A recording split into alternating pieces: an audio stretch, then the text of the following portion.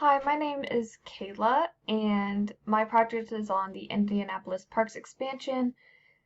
Um, we started talking with the Parks Department, and I really found out that there was an existing gap between developers and the Parks Department, where developers would come in and do their lot layouts, and then give any leftover kind of scrap land to the Parks Departments, and that's not very efficient. It's also not good. Doesn't leave the parks with much to do, and it's not a it doesn't make for a good design. And so I chose to zoom in on the southeast part of Indianapolis with this land that the Parks Department had already acquired, so they could actually maybe implement this. Um, but this is an area that is rapidly expanding. There's subdivisions popping up everywhere, so I wanted to really dive into that. So the first thing I looked for here was suitability for development, which mainly meant that if I layer soils, flood zones, water bodies, and habitat fragments, which land will be stable enough and not detrimental to the environment if we built on it. And I found that this piece of land along the Buck Creek corridor was 60% quote unquote suitable for development. And so I wanted to dive into that a little deeper. So I also looked at how green infrastructure could be implemented in these areas, and how this site could be a really good place for that. Especially with the existing corridor, I could create this really robust green corridor there along the creek to help with habitats and just connecting these green spaces. But then also with swales and water reuse systems and things like that to guide water on the site down to the creek, and to really do that in the most resilient way possible. I looked at some case studies of this being done in other countries, but one of the main problems I ran into was code, and how a lot of zoning laws in the US don't really permit this that much. So I really had to try my best and work hard to do it within pretty much the laws of the US, but also try to achieve something new and really good. So this is a bubble plan showing this layout of the site with residential neighborhoods, mixed-use edges, and community parks, and then these are just the major roads going along there. We have a section kind of showing a typical road that I would propose.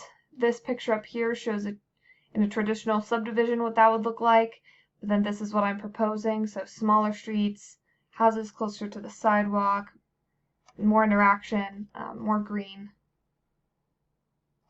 And then similarly, this picture up here shows traditional planning, where this open space is often awkward and on the edge and unusable, and this shows it kind of in the midst of everything going on, and where people can actually use it and enjoy it.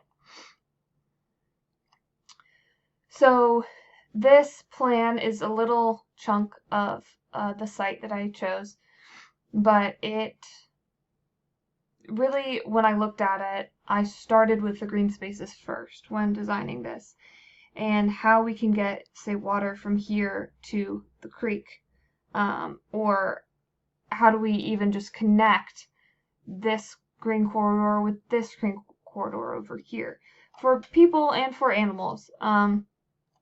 And so that's what I looked at first, and then I kind of laid out the roads along it, and then did the lotting kind of based on that idea of keeping these connections, keeping these open spaces within these communities.